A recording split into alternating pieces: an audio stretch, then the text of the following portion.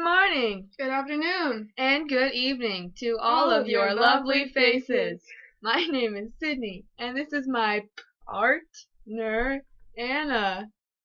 Hi, my name's Anna. Hi, Anna. She's pretty cool. Before 1400, during the medieval period, the primary subjects of art were religious paintings of biblical scenes.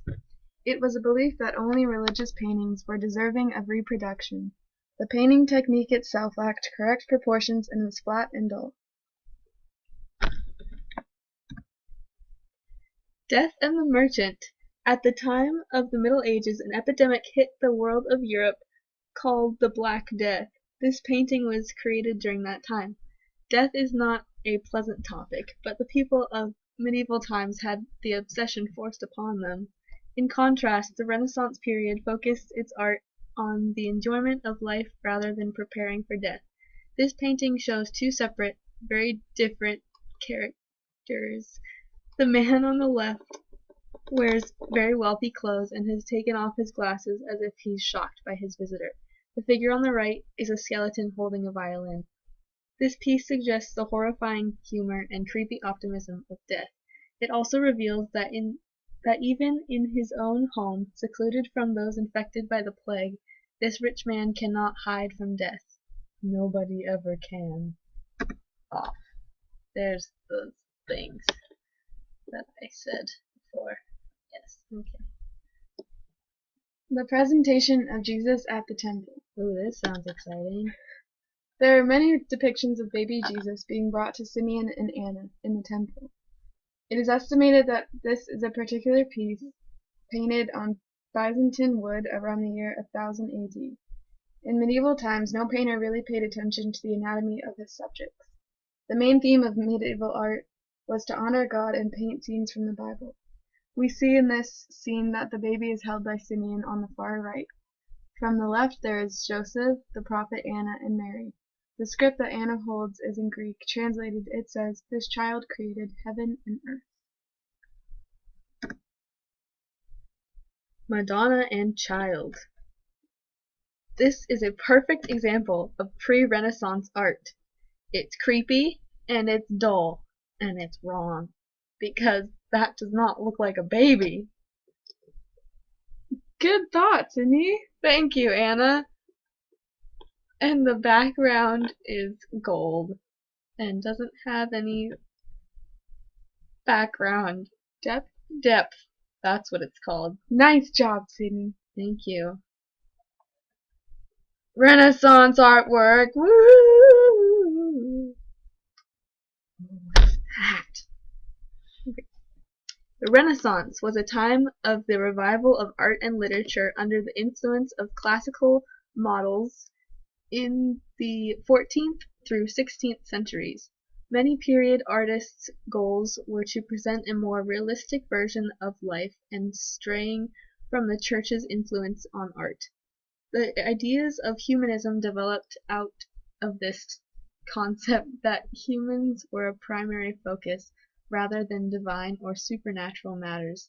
Humanist beliefs stressed the potential value and goodness of human beings while emphasizing our independence. In general terms, it is saying humans are good without God. Dun, dun, dun. The rebellious slave. Oh hey, that's right there. It is a figure whose whole body is violently fighting itself out of the rock. It was painted by Michelangelo and completed in 1542. He abandoned his work when he felt he could not complete it to meet his expectations or ideals. This left the marks of tools, hammers, and chisels. The slave was another victim of art unfinished. However, in the state of incompletion, the stone reinforces the impression of power. Nice. Thanks. That's all. The Creation of Adam. This oil painting is one of the most studied and most well-known of the Renaissance era. The artist Michelangelo is believed to have created the piece between 1508 and 1512. To this day, the creation of Adam can be found on the ceiling of the Sistine Chapel in the Vatican, Rome. There has never been a lack for creative depictions of creation. However, before the time of Michelangelo, no one had ever thought to portray the image of God as similar to that of a human being. This art was revolutionary because it shows Adam, the second sinner to walk the earth, as someone on the same level and worthy of touching God. Let's take a closer look here. Notice the variation of God and Adam's positions. The hand of God is stretched as far as he can to reach as well as the rest of his body. Adam gives less of an effort to touch God and appears to be in more of a reclined, relaxed state. For our fellow art fanatics in the crowd, my partner and I have noticed two symbols Michelangelo uses to show similarity between God and Adam. As we have studied, humans are made in the image of God.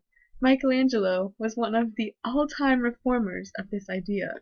Although this particular piece is a reflection of God's relationship with us, it fits in with revolutionary pieces because it is different than other depictions of creation and God before its time. And Michelangelo may or may not have painted the first anatomically correct human brain ever. So that's pretty cool. Right there. Oh, that's trippy. It's The Birth of Venus.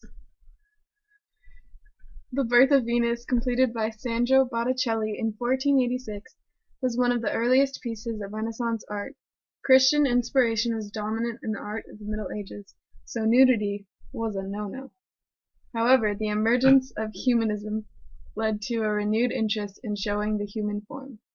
It is actually 6 by 9 feet tall and is one of few Botticelli paintings to survive being burned. That's taller than me, Anna. Is that taller than you? Sydney, you're a giant, so yeah. Okay.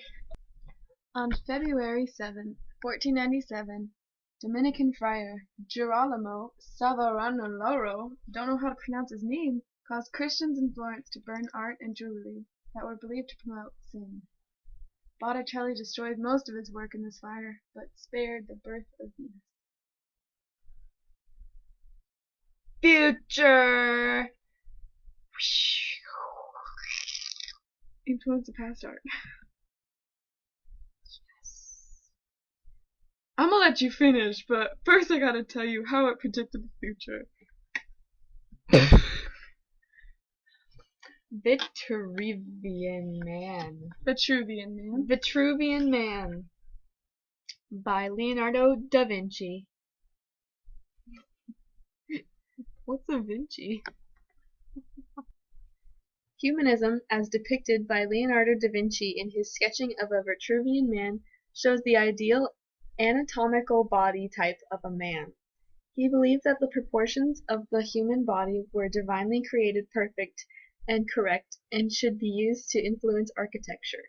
This helped illustrate the golden ratio of math, which is used commonly in modern art, architecture, and engineering. Is that your perfect man, Anna? No, I think he's pretty cute. you're weird. Okay. The Athens School. The Athens School represents all of the greatest mathematicians, philosophers, and scientists together under one roof, sharing their ideas and learning from each other.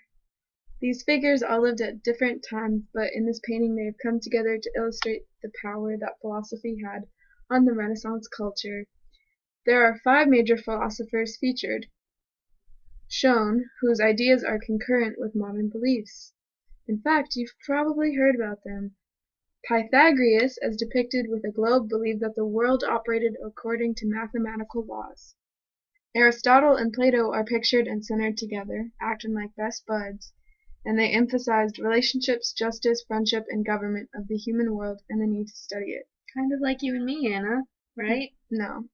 Plato Okay. emphasized the changing world that we see around us is just a shadow of a higher, truer reality.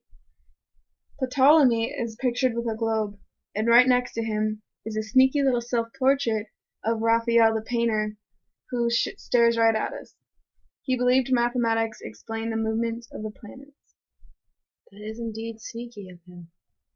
That Raphael. Oh. Thank you for watching.